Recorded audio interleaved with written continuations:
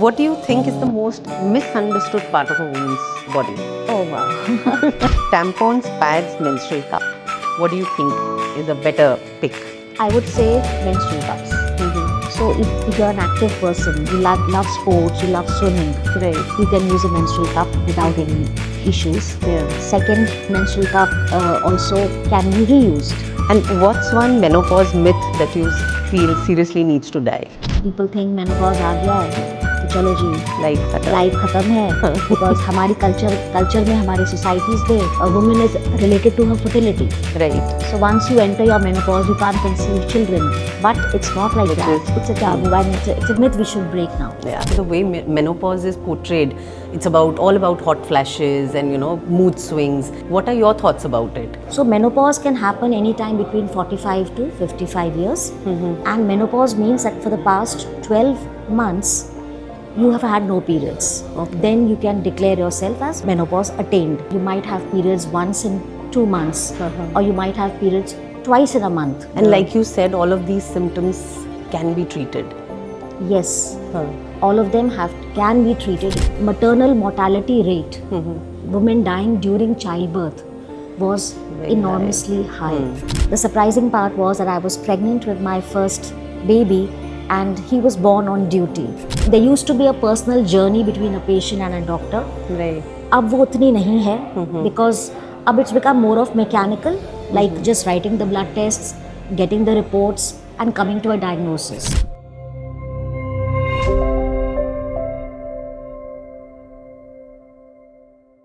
Hello everyone, welcome back to another episode of Beyond the Stethoscope.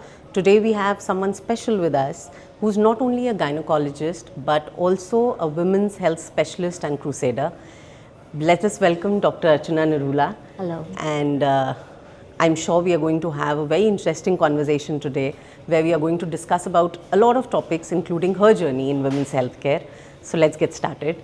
So welcome to the episode, Dr. Nirula. And I would like to start with, learning about your journey. How has it been like, women's health has evolved over the years. There are dialogues that are evolving over the years. And every decade, not only decade, every year it's evolving. What has been your journey like?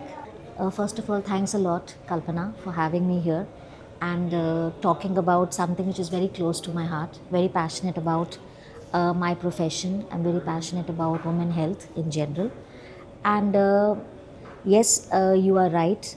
If I may not sound too, I would say old age, kind of a, thing. But yes, definitely, I've had a lot of experience over the decades and I have truly seen medical profession evolve, change, good as well as for the good, as well as there are certain things which, yes, I feel are not going in the right direction, if I may say. Yeah. So, but overall, medical profession has evolved for the positive. And when I think about the time when I started my journey as a doctor, we were more of clinicians. What I mean by clinician is, जैसे हम लोग कहते हैं ना कि पुराने ज़माने में वेद लोग होते थे, वो नस के ऊपर हाथ रखते थे and they could diagnose. Right. Sometimes even they could diagnose a woman was pregnant or not just by touching the pulse. So I would not say I started my journey in that era, but yes, we were more of clinicians. Right. We did not have certain diagnostic tools जो आज doctors के पास है. And even getting a simple blood test done used to be a very tedious task back then. And we didn't have availability of laboratory tests, diagnostic centers close by. And अगर हम एक test लिखते थे, it used to be a lot of effort on the patient's part to travel to a certain lab, get it done. So more our diagnosis used to depend more on our clinical acumen rather than diagnostic tools. Okay. But as compared to now, which must be so challenging. Yes, it was very challenging, but it was, I think that is what medical profession is. Right. Diagnostic tools are there for a reason. They can assist a doctor to come to the correct diagnosis, to create accuracy in his treatment. Right. But at the end of the day, I mean, nowadays what you see is that diagnostic tools are taking more of a role, और कहीं ना कहीं वो doctor जो है और जो patient के साथ रिलेशनशिप था वो ख़त्म सा हो गया है. there used to be a personal journey between a patient and a doctor. Right. अब वो उतनी नहीं है because अब it's become more of mechanical, like just writing the blood tests, getting the reports and coming to a diagnosis. Doctors का जो एक होता था एक the kind of conversation they used to have, their entire medical history used to be discussed. वो अब इतना नहीं होता है. Doctors don't have that kind of time and with so many OPDs full and all the appointments. OPDs are full. तो एक ये बहुत बड़ा change मैंने देखा है, moving from more of clinical to more of diagnostic approach. Right. ये तो है ही. और इसके अलावा I feel that there are certain good things which has happened in the medical profession. It's very overwhelming. जैसे पहले if someone was infertile, she never had a periods. So हमारा culture, हमारी society उसको एक taboo बना देती थी, कि ये I shouldn't say the word कि ये बांझ है, she's infertile. Right. But अब मुझे लगता है कि हो सकता है एक छोटा सा thyroid issue हो या छोटा सा hormonal imbalance हो जिसकी वजह से she could not conceive. That's so interesting. And had that person or that woman been born in this era, right, it wouldn't have been that sad a story. Right. So I feel in terms of infertility, we have now even artificial reproductive techniques like IVF, IUI, which helps you to get pregnant even if you have certain medical conditions. So that is a very big change I can say I've seen. Right. इसके अलावा एक बहुत ही अच्छा और भी मैंने change देखा है कि पहले maternal mortality rate, women dying during childbirth was very enormously high. We used to lose mothers because doctors didn't have diagnostic tools and maybe a proper kind of treatment methods for anemia, simple as anemia, hypertension in pregnancy, diabetes in pregnancy. Mothers used to lose babies, mothers used to lose their lives. And अगर मैं उस era की बात करूँ, my grandmother, we lost her during childbirth because she was anemic, and and without doing a blood group test, they gave her a blood transfusion. It was that pre-partition era.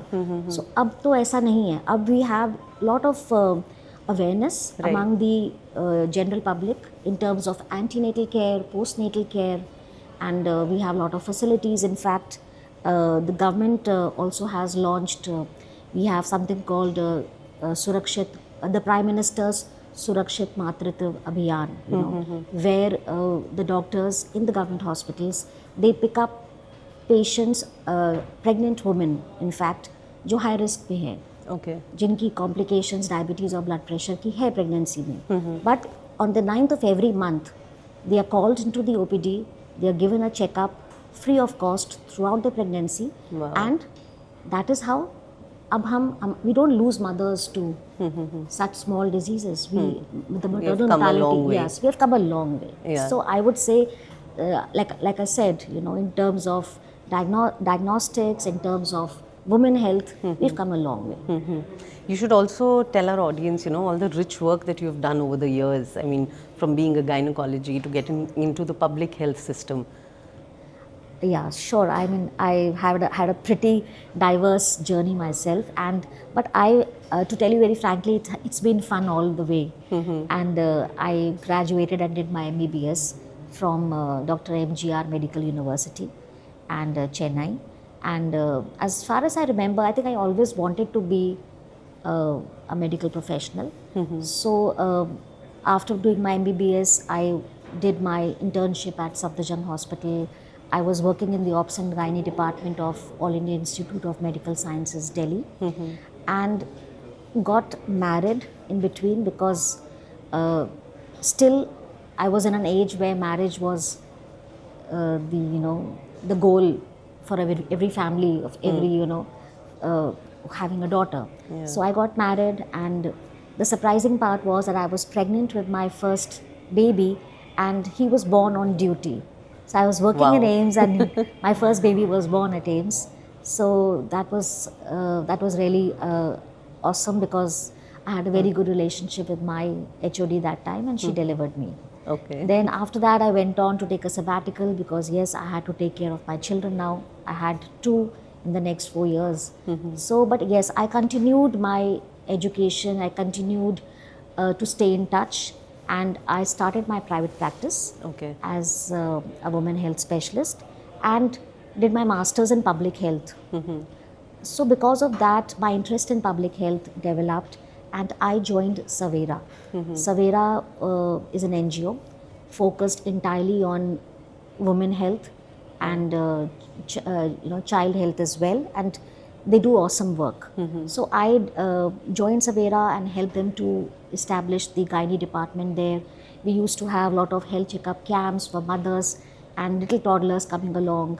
We used to talk about contraception, family planning techniques, menstrual hygiene, period health, and distribute things like condoms. We used to distribute sanitary napkins and try to bring general awareness in the public about reproductive health, menstrual health, and women health. Okay. So after a very satisfying, my journey at Savera, I came across one of my friends who introduced me to myopchar. Myopchar also was a very fulfilling journey.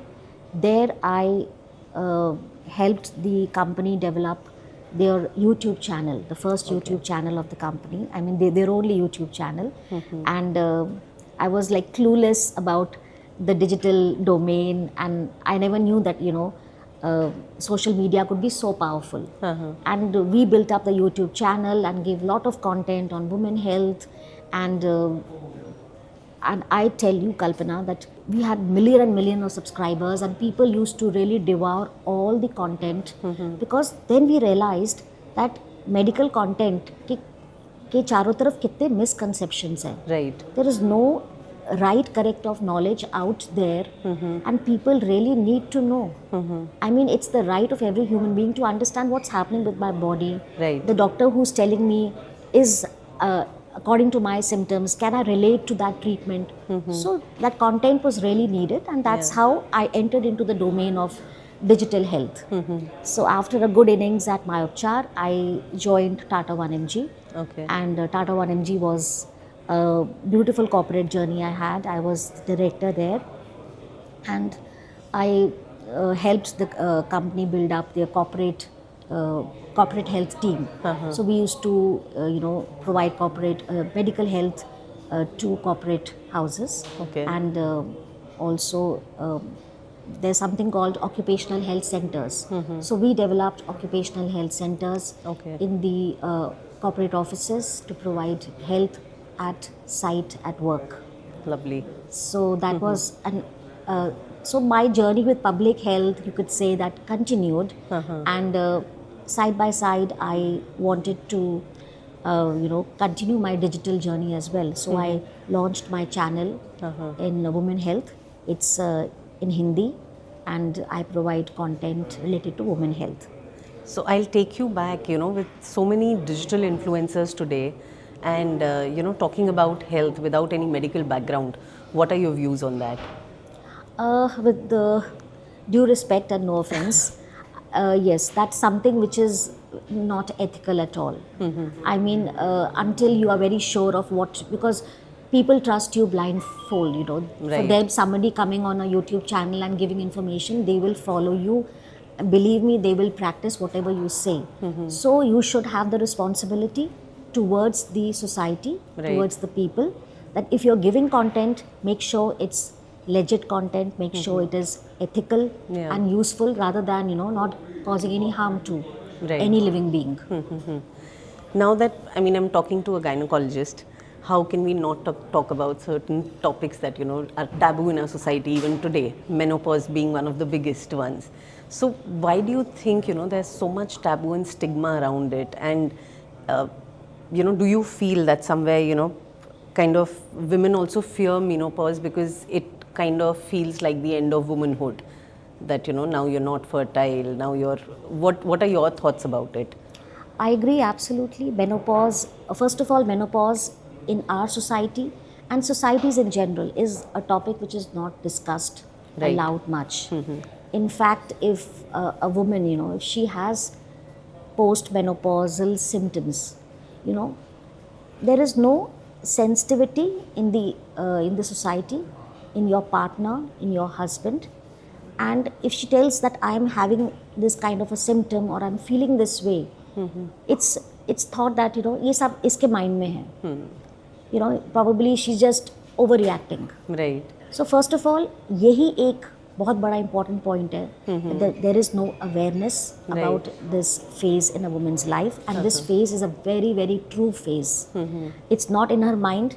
She is having a hormonal transition. Right. And she is having changes in her physical health, her mental health, and she's losing her confidence. और जो सबसे बड़ा fear होता है कोई भी woman when she enters her 40s, because she herself does not know exactly what she has to expect out of this phase. Right. So what our duty as gynecologists and women health crusaders should be to teach the public as well as a woman that these are the kind of symptoms you would be having, so be prepared. Learn how to handle it. Yeah. And secondly, there's a fear in her mind that menopause means the end of my womanhood. Right. Menopause means that I am not, I'm aging, Right. or I am, I'm not as glamorous or maybe as desirable Yeah. as before. Right. And she doesn't feel confident with her own body. And somewhere she loses her identity, she loses her confidence. Yeah. And that is something which hurts me, because there are so many solutions out there. You just have to reach out for help. Right. You have to tell, you have to come out, it's not a silent suffering. You don't have to suffer in silence. Right. आप सोचो हाँ कि मुझे ये problem है, reach out. Talk to your husband, talk to your partner, talk to your doctor, and there is help available. Just reach out for it. Yeah. In fact, a lot of these OTT series and ये movies भी आती हैं, the way menopause is portrayed, it's all about hot flashes and mood swings. So as a gynecologist, जो आपने obviously you must have seen the journey of so many women. What are your thoughts about it? As in the symptoms of menopause. Yes, I mean that very typical symptoms are promoted as hot flashes हो रहे हैं, she's perimenopausal, या mood swings हो रहे हैं, she's going through PMS is a term commonly used not only for women approaching their menopause but even otherwise. Yes. So what does that make you feel? No, I think menopause is much, much beyond that. So here I would just add that menopause is not the end of the world, not the end of your life rather, I would say. And it has a whole spectrum of symptoms. Why only hot flashes, there are a lot of physical changes happening in the body. First of all, I would just want you to know what is actually menopause. So menopause is when, rather than I can take a step back and talk about first perimenopause. So perimenopause can start anytime from the age of 40, right? Okay. And people think perimenopause means 1-2 साल का time है. नहीं, I will say perimenopause can go as long as 2 to 8 years. Okay. That is why it is always misdiagnosed, because people don't really expect Right. कि इतना लंबा कोई ऐसा phase होता है. But yes, perimenopause is a journey. Right. Expanding from about 2 to 8 years. And menopause is a milestone which you reach. So menopause can happen anytime between 45 to 55 years. And menopause means that for the past 12 months, you have had no periods. Okay. Then you can declare yourself as menopause attained. Okay. Right? And what happens in perimenopause is that your hormones, estrogen and progesterone hormone, they're falling down, they're reducing. So your periods start to get irregular. Right. That's the first sign. So periods getting irregular, you might have periods once in 2 months, or you might have periods twice in a month. There could be heavy periods, there could be passage of clots. So a woman usually neglects that, thinking ki, maybe it's because of the stress or because of my work, I'm getting a burnout, my work schedule and all that. So wo neglect ho gaya. Then slowly and slowly the vasomotor symptoms like hot flashes, night sweats, and उसमें ऐसा नहीं होता है कि जैसे हम लोग देखते हैं बॉलीवुड मूवीज में या सीरीज में. It's like a very different kind of a feeling. Suddenly you're very normal. Like I had a patient of mine. She was in a corporate, and she was having a meeting with her colleagues. She was giving a presentation. So she said, I was happily giving my presentation, and suddenly my face became red and I began to sweat, and I completely forgot what to speak further. Yeah. So that is exactly a hot flash. And along with that hot flash, you have something called brain fog. Brain fog means that, there's a lot of confusion in your mind. Right. Your thoughts are all scattered because there's a hormonal transition going on in your body. Right. So it's not, you can't categorize it as, night sweats only. You have insomnia. Sometimes people don't have night sweats or hot flashes. They just have sleep disturbance. Okay. That could be the only symptom. Right. That I'm not sleeping well at night. It could be, it could be because she's watching TV, or she's she's online, or working or something, and she blames it for that. Blames. And like you said, all of these symptoms can be treated. Yes. All of them can be treated very easily. You just have to come to the correct diagnosis. Right. That these symptoms are not anything but a hormonal shift in your body. Reach out to a doctor. Doctor, something that I often think about, I mean, women, we all are in the workforce, 40 to 50s, women are at their senior most managerial levels. True. And but it's not a fair play, because there are men who are not dealing with anything like of this sort, and there are women who are managing their work, managing their aging parents, managing their growing children, and also going through these hormonal issues. And same, I'll take you back to a woman going through her menstrual cycle, when a girl child, it starts as soon as 10 these days. When she starts her menstrual cycle, she's sitting for an exam with a boy who's fully able to concentrate, but probably she's having a menstrual cramps and, going through several things. So do you think it's a fair, equal play? हम equality की बहुत बात करते हैं, but अगर हम medically देखें, women, where do they stand really? These things, हम menstrual leave की बात करते हैं, which a lot of men resist कि ये क्या बात होती है, but what are your thoughts about this? I think God has created women and men different. I cannot say one is, unequal. The word unequal I cannot use. I would rather use that they are different. Right. They have different purposes. They have different physiology, and they have their different experiences. Right. The fact that a woman can give rise to a new life, I think that is the major difference when we have to accept it. Yeah.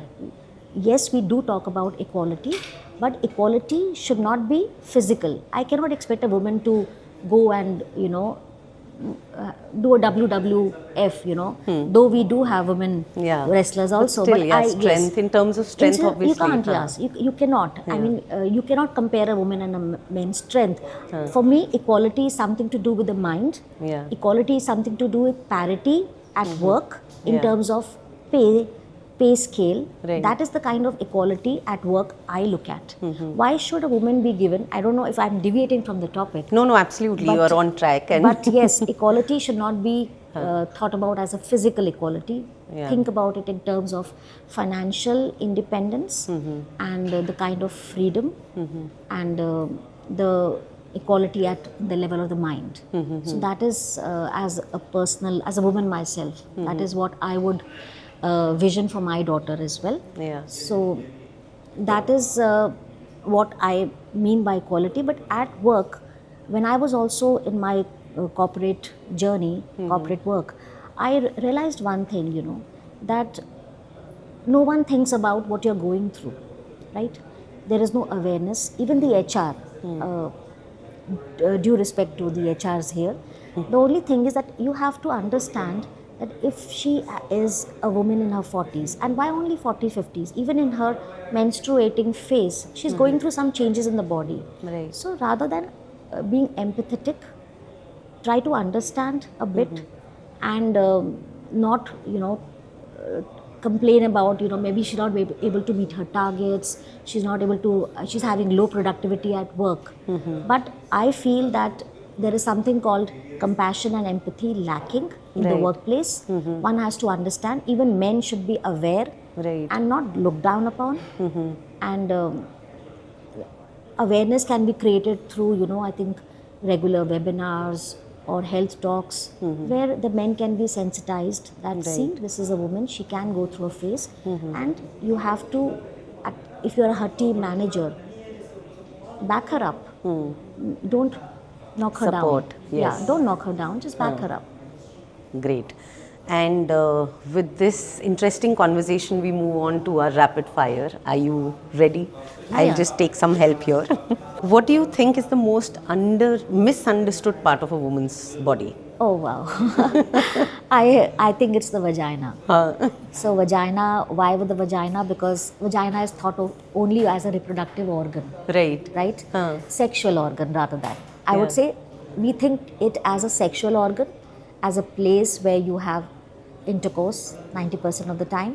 But I would say vagina is the center of your emotional health, your physical health, your reproductive health, and your sexual health. It's Wow. that important. Next, if you could put a giant billboard about menopause in every city, what would it say? I would say that, hey, listen, menopause is not the end. It's the beginning of a new phase. Enjoy it. Lovely. A symptom that you feel women always Google but never bring up in a clinic.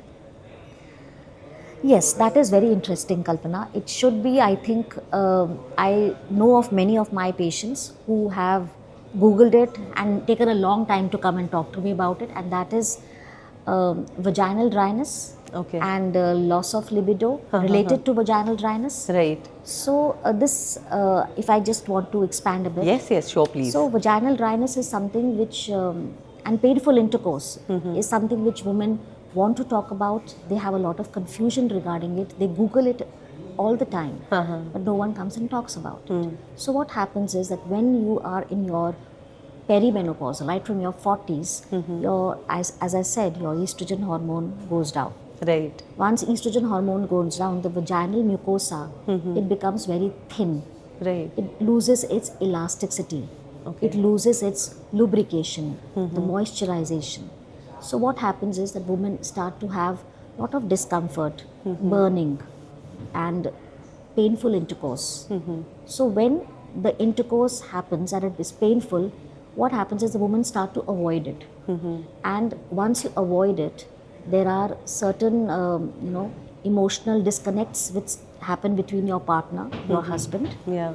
and you're not able to speak out. You think it's part of menopause, perimenopause, aging, that you have to have now, stop having sex. Right. So, but she's a woman, she has her needs.